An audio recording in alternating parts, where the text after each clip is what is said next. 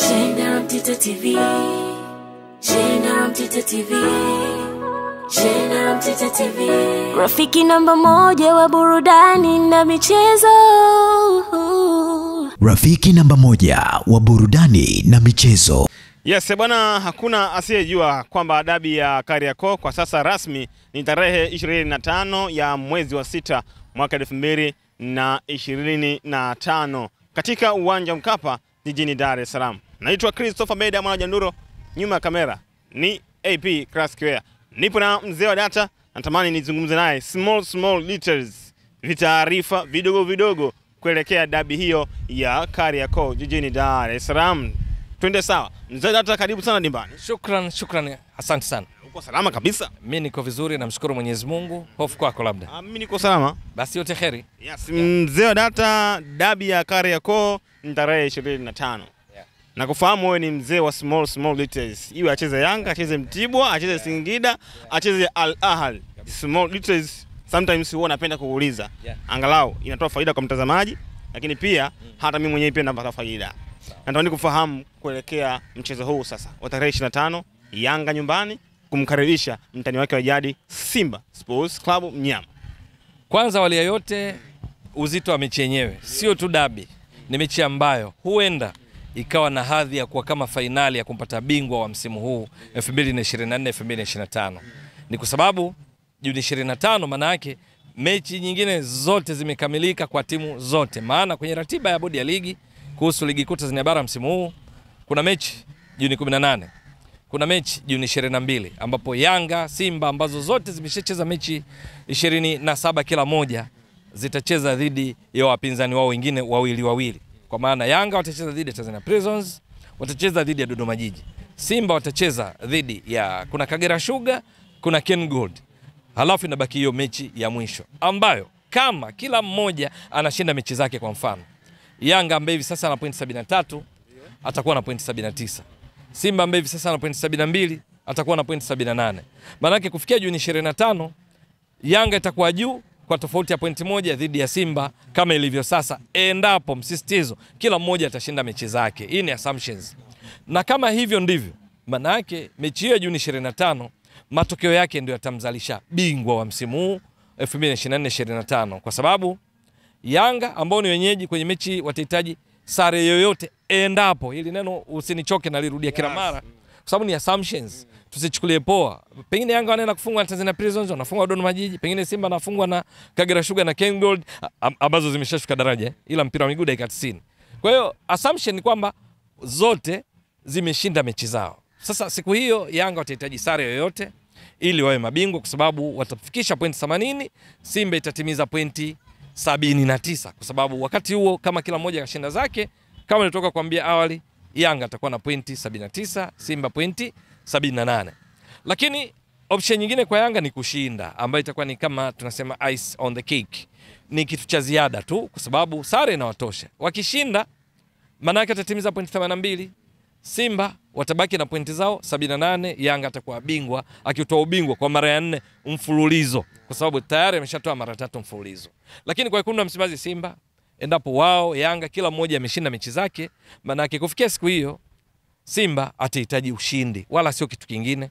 Akishinda kutoka pointi 78 zitakuwa pointi 81, Yanga atabaki na pointi zake 79 endapo zote zitashinda hizi mechi zao mbili. Kwa hiyo Simba atakuwa bingwa wa ligi kuu Tanzania bara kwa msimu huu, ambayo itakuwa sasa amechomoa makucha ya Yanga katika ligi kuu Tanzania bara kwa misimu hii mitatu iliyopita, ambayo yote Yanga wamekuwa mabingwa. Kwa hiyo yeye Fadlu Davis na timu yake kuna Msimbazi Simba itakuwa imesitisha kasi ya Yanga kupitia kwa kocha Nasreddine Nabi, kupitia kwa Miguel Gamondi, wametoa mara 3 mfululizo. Sasa Hamdi Milud atakuwa amepigwa stop, Simba watakuwa wametoa ubingwa huu baada ya kukosa kwa mara 3 mfululizo. Zinakwenda kwenye mechi hizi. Kwa hiyo kukuelezea tu jinsi umuhimu wa hii mechi Juni 25 unaanzia hapa kwenye hadhi yake, endapo kila moja itakuwa imepata matokeo chanya kwa kushinda katika mechi mbili hizi za kuelekea siku hiyo, au wakapata tu matokeo ya kufanana. Kwa mfano zote zikapata sare, maki bado Yanga itakuwa juu kwa pointi moja, au kila moja kashinda moja kafungwa moja. Mazingira kama hayo ya kufanya kwamba siku hiyo wakifika awe bingwa hajajulikana. Kwa sababu ikitokea kinyume chake, ukitokea surprise ambayo haitarajiwi, kwa mfano Yanga kafungwa mechi zote. Umeshaona? Simba kashinda zote. Maki Simba atakuwa na pointi 78, Yanga na pointi ngapi? 73. Maki kwenye mechi hiyo itakuwa haina uzito wote kwa maana ya kumpata bingwa, kwa sababu tayari Simba atakuwa bingwa. Itakuwa tu ni ya kutimiza mechi ya msimu, lakini pia kwa sababu tu ya uzito wa dabi, lakini sio kwenye kumpata bingwa. Au Simba kapigwa zote, Yanga kashinda zote. Manake Yanga tayari atakuwa bingwa kabla ya siku hiyo, baada yake itakuwa uzito wake ni dabi tu, lakini sio kumpata bingwa. Haya yote ni mafikirio ambayo unaweza kuona haiwezekani, lakini unapofanya assumptions haya yote ni ya kuyafikiria. Lakini matarajio ni kwamba kama matokeo yanalingana kufikia siku hiyo, uzito ndio unakuwa hapo bwana Chris. Hapa nazungumzia mechi. Lakini kuelekea mechi hii tunajua Simba nishakwambia na pointi 72, Yanga pointi 73. Lakini Yanga amefunga mabao 71, ameruhusu mabao 10, Simba amefunga mabao 63, ameruhusu mabao 11. Maana yake ni nini? Yanga ndio timu inafunga sana katika ligi kuu kuliko timu zote mpaka sasa. Simba ya pili katika kufunga kwa sababu ya kuwa na mabao 63. Yanga ndio timu yenye ukuta imara zaidi kwenye ligi kuu kwa sababu imeruhusu mabao machache ambao ni 10. Simba ni ya pili kwa ukuta imara kwa sababu imeruhusu mabao 11. Hapo vipi? Sasa mzee data, hizo small details nimeona kama vile mimi nazifahamu hizo. Hizi za mabao 71. Mimi hizo nazifahamu. Sasa kuna zile za kwako zile ndani kabisa, zile vitalifa vidogo vidogo kuelekea dabi. Mzee data, najua mwenyewe unafahamu vizuri. Angalau sasa ungetupa zile. Kwa mfano umesema magoli 71 na Simba pia. Zinapatikanaje hivyo? Nimeshakuelewa. Sasa hayo ya zile small details itabidi uniongoze. Sawa. Kwa mfano kwenye kufunga ni kweli uko sahihi. Yanga mabao haya 71 yamefungaje? Ni baada ya kucheza kwa hizi mechi 27. Tunazungumzia kila moja amecheza dakika 2430. Maana unachukua 90 mara 27. Si ndio? Kwenye dakika 2430 Yanga wamepiga mashuti 324 na kwa ndio timu iliyofanya majaribio mengi kuliko timu zote katika ligi kuu Tanzania bara hapa tunapozungumza. Nadhani umeelewa vizuri. Sasa kwenye mashuti yale 324 mashuti yaliyolenga shabaha ni mashuti 184. Halafu ndo akafunga ile mabao 71. Ambao maana yake nakueleza nini? Ni kwamba kuna kitu anaita goal conversion rate, uwezo wa kubadilisha nafasi kuwa mabao. Utachukua mabao 71 katika mashuti 324 waliopiga, maana yake uwezo wa Yanga kubadilisha nafasi kuwa mabao wachezaji wake ni around 22%. Simba wao kwa dakika hizi 2430 za mechi 27 walizocheza wamepiga mashuti 296. Ambayo hapa unaweza kaona mashuti kwa ujumla Simba na Yanga. Simba wamezidiwa mashuti 28 kwa sababu Yanga nimekwambia wamepiga mashuti 324. Lakini kwenye mashuti ya 296 Simba mashuti 170 yamelenga shabaha. Halafu wamefunga haya mabao 63. Tukienda kwenye mashuti yaliyolenga shabaha, maana Yanga wamepiga mengi, mashuti 184, Simba mashuti 170. Tofauti ni mashuti 14 ya kulenga shabaha. Yote 9 tunachoangalia ni mabao. Simba wamefunga mabao 63. Sasa 63 katika mashuti 296, ukitafuta goal conversion rate, uwezo wa kubadilisha nafasi kwa mabao, utachukua hayo mabao waliofunga ambao ni 63, chini weka mashuti yote waliopiga attempts ambazo ni 296, zidisha kwa 100. Utapata around 21%. Kwa hiyo kwenye uwezo wa kubadilisha nafasi kwa mabao, goal conversion rate, Yanga ni 22%, Simba 21%. Kwa ujumla wake kwenye mabao Yanga iko juu, Simba inafuatia kwenye kubadilisha nafasi, kwenye kupiga mashuti, kwenye actual number ya mabao. Maana ni 71 kwa 63 ya kuruhusu, ndio hayo 10 kwa 11. Hapa ni katika kushambulia. Nadhani nimejibu vizuri kuhusu kushambulia. Sawa, lakini sasa twende kwenye swala zima la namna ambavyo wao wanajilinda wenyewe. Kwenye kujilinda, leo uko vizuri. Kweli unazisaka small details. Mpaka kucheza mechi hizi 27 kila moja, Yanga ndo wamefikiwa zaidi. Wapinzani wanafika zaidi kwa Yanga na kufanya majaribio. Wapinzani wamepiga mashuti ya kulenga shabaha langoni kwa Yanga, mashuti 34. Lakini katika hayo 34, mabao wamefunga wapinzani 10. Kwa lugha nyingine, eneo la idara ya kipa, ya tuseme ya udakaji, idara ya udakaji, goalkeeping department pale, ambako kinara wake ni Djigui Diarra tunatambua. Wenzake ni pamoja na Komeni, lakini ni pamoja na Abu Talib Msheli. Wamecheza saves kwa ujumla yake saves 24. Na ndio maana Yanga ameruhusu mabao 10. Kwa hiyo sio kwamba Yanga haifikiki. Hapa ndio unakuja ujumbe kwa wapinzani wa Yanga, ambapo unapozungumzia kwenye machi ya dabi wapinzani wao ni Simba, kwamba kumbe Yanga huwa wanafikika, ila wakati mwingine kikwazo ni kwa golikipa anayekaa pale Djigui Diarra, ama whoever yeyote anayepata nafasi ya kucheza, kwa sababu mpaka sasa kwenye mechi 27 wamefanya saves 24 ambazo wapinzani walifanikiwa kupiga mashuti, waliwazidi kina Ibrabaka, kina Dickson Jobu, kina Bakari Nondo Mwamnyeto, kina Kwasi Atula yao alikuja kuumia of course katika amecheza mechi 7 tu, lakini kina Shadrack Sakaboka, Nixon Kibabage wakafanya majaribio, makipa kina Jigidiara wakafanya saves hizo nilizotoka kuzitaja. Lakini kwa Simba wao wamepigiwa mashuti 25. Ndio timu iliyopigiwa mashuti machache kuliko zote katika ligi kuu Tanzania bara ya kulenga shabaha. Inayofuatia ndio Yanga mashuti 34. Kwenye yale mashuti 25 waliopigiwa, bahati mbaya sana kwao, wao na Yanga wao wamepigiwa mashuti machache kulenga shabaha, lakini wameruhusu mabao mengi ambao ni 11. Kwa sababu Yanga wamepigiwa mashuti 34, Simba mashuti 25, maana yake Yanga makipa wao wamepigiwa mashuti 9 zaidi ya kulenga shabaha, lakini kwa sababu ya umahiri wao kucheza hizo saves wameruhusu mabao machache ambao ni 10. Simba ingawa wamepigiwa mashuti 25 wameruhusu mabao 11. Sio, unaelewa vizuri? Naam. Kwa hiyo unaona ni vijitabia ambavyo vinadhihirisha kwamba mechi watakapokutana itakuwa si ya kitoto. Ingawa msisitizo, hizi takwimu tunazitoa, hizi small details zitaboreshwa hapa katikati, kwa sababu kila mmoja ana mechi mbili. Simba dhidi ya Kagera Sugar, kuna Simba dhidi ya Ken Gold, Yanga dhidi ya Tanzania Prisons, Yanga dhidi ya Dodoma Jiji. Kufika Juni 25, hizi zote tunazosema zitakuwa tayari zimeshaboreshwa kwa sababu ya hizi mechi mbili zilizobaki. Lakini kwa picha ya jumla ndio hiyo juu ya Simba walivyoruhusu na Yanga walivyoruhusu. Lakini kwa ujumla wake kwenye eneo hili la makipa pamoja na system nzima ya kujilinda, Yanga wana clean sheets 18. Yaani katika mechi 27 walizocheza, mechi 18 Yanga wapinzani hawajapata nafasi ya kuweka mpira wavuni. Simba wana clean sheets, timu hapa sizungumzia makipa, nazungumzia timu ina clean sheet 18, Yanga 19, sorry. Yanga wapinzani wao wamefunga mabao katika mechi tofauti 8. Maana wamecheza mechi 27, mabao wameruhusu 10, lakini katika yale 10 yamefungwa katika mechi 8 tu. Mechi 19 Yanga hawajaruhusu bao lolote. Lakini Simba katika mechi 27 wana clean sheets 18. Kwa hiyo wapinzani wao wamefunga yale mabao 11 katika mechi 9. Mechi 18 hawajaruhusu bao. Ndio timu ambazo zina clean sheets nyingi kuliko timu zote.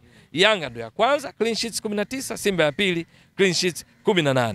Hizi ndio zile tunasema small details. Hata hapo pia kuna jambo nimelipata hapo.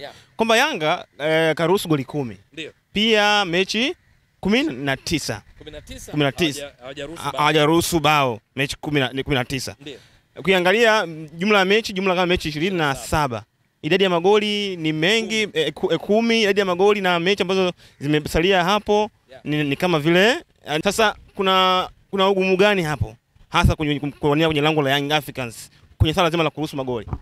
Kwa Yanga na ndivyo ilivyo Simba, najua utaniulizea sasa, nimejiwahi mwenyewe kujiuliza unauliza Yanga na Simba, ni kwamba style ya kucheza Yanga baada ya golikipa chini ya kocha Hamdi Miludi ilikuwa hivyo pia chini ya Ramovic, ilikuwa hivyo pia kwa Miguel Gamondi, ilikuwa hivyo pia kwa Nasreddine Nabi. General approach ya Yanga ni baada ya golikipa wanakuwa na walinzi 4, viungo wale ukabaji, viungo 3 ushambuliaji na mshambuliaji kinara mmoja. Yaani 4-2-3-1 baada ya golikipa. Wakiwa wanazuia wanakuwa wengi zaidi kwa sababu wale 4 wanapata support kwanza kutoka kwa viungo wale wawili. Mmoja wapo yeye ndo ana advance box to box. Hapa tunazungumza kwa mfano Mudathir Abbas pamoja na Khalid Aucho Doctor. Khalid Aucho muda wote partners wake katika kwenye kucheza ni hawa walinzi wakati. Anaungana nao pindi wanaposhambuliwa. Wanaposhambulia haendi sana kuvuka mstari kati wa uwanja kwenda kwenye final third ya wapinzani kwenye eneo la mwisho.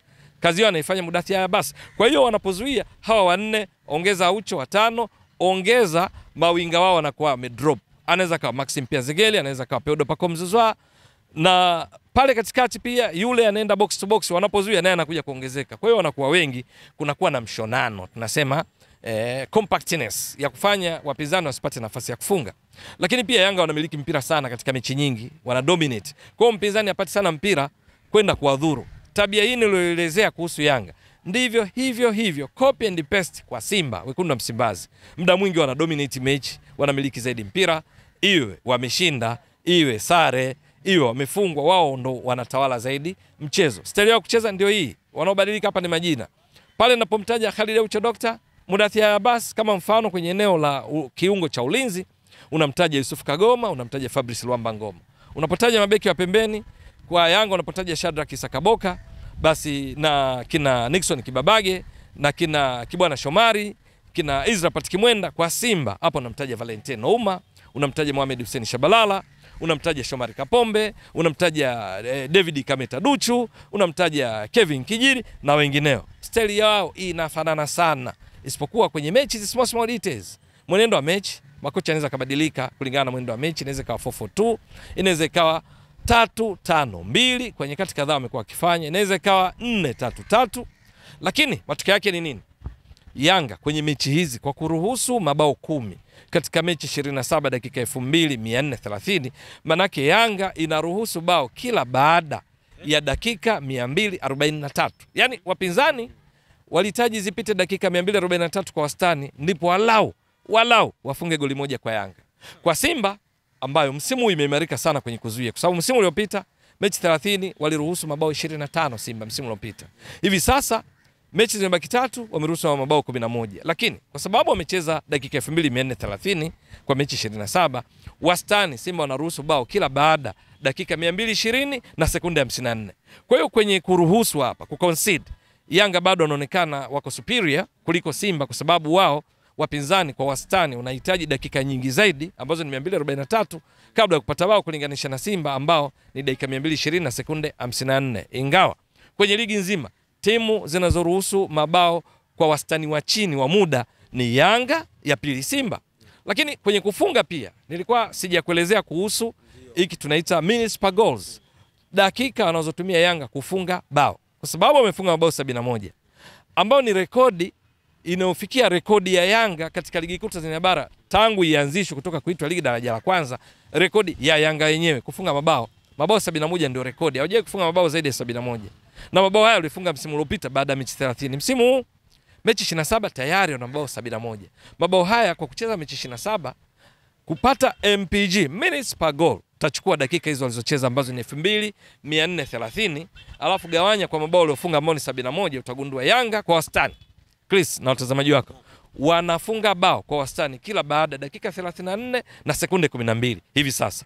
Lakini Simba ambao wamefunga mabao 63 baada ya kucheza dakika 2430 kama nilivyotoka kueleza mara kwa mara, utachukua dakika 2430 gawanya kwa mabao 63 ili kupata kitu tunachoita MPG minutes per goal, ambao utagundua Simba kwa wastani wanafunga bao kila baada dakika 38 na sekunde 34. Hii inakupa picha gani? Ni kwamba Yanga wanahitaji muda mfupi zaidi kuwadhuru wapinzani kulinganisha na watani zao jadi Simba. Lakini katika ligi Yanga ndo namba 1 kwa kasi hii ya kufunga mabao kwa kuzingatia muda, halafu Simba ni ya pili. Ikumbukwe kwenye ligi kuu rekodi iliyopo mpaka sasa iliwekwa na Simba msimu 2022-23. Simba ilimaliza ligi na mabao 75. Mechi 30 za ligi tunazungumzia dakika 2700. Ukitafuta hii MPG utachukua dakika 2700 gawanya kwa mabao 75 msimu ule wa 2022-23 ambao hata hivyo mabingwa walikuwa Yanga. Simba ilikuwa bora zaidi katika kufunga.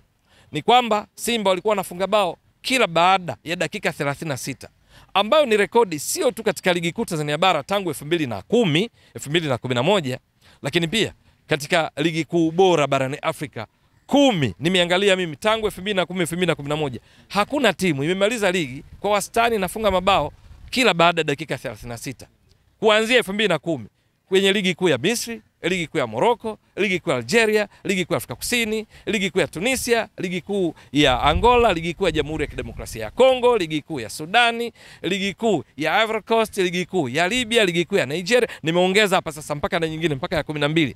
Hakuna klabu yoyote, timu yoyote kwenye ligi kuu hizi ambayo imewahi kufunga mabao kuanzia 2010, 2011 wastani wa kufunga bao kila baada ya dakika 36.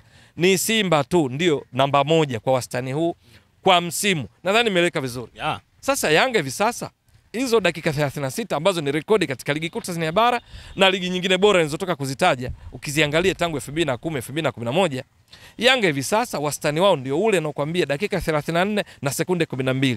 Nimejaribu kutaja hiyo ili watazamaji wako waelewe ni mabao mengi kiasi gani kwa mechi 27 kwa kuzingatia mlinganisho kwenye ligi kuu bora 10 hivi sasa barani Afrika kwa mujibu wa CAF. Sasa lakini wastani huu nimetoka kuambia Chris inategemea kwenye hizi mechi zinazofuatia.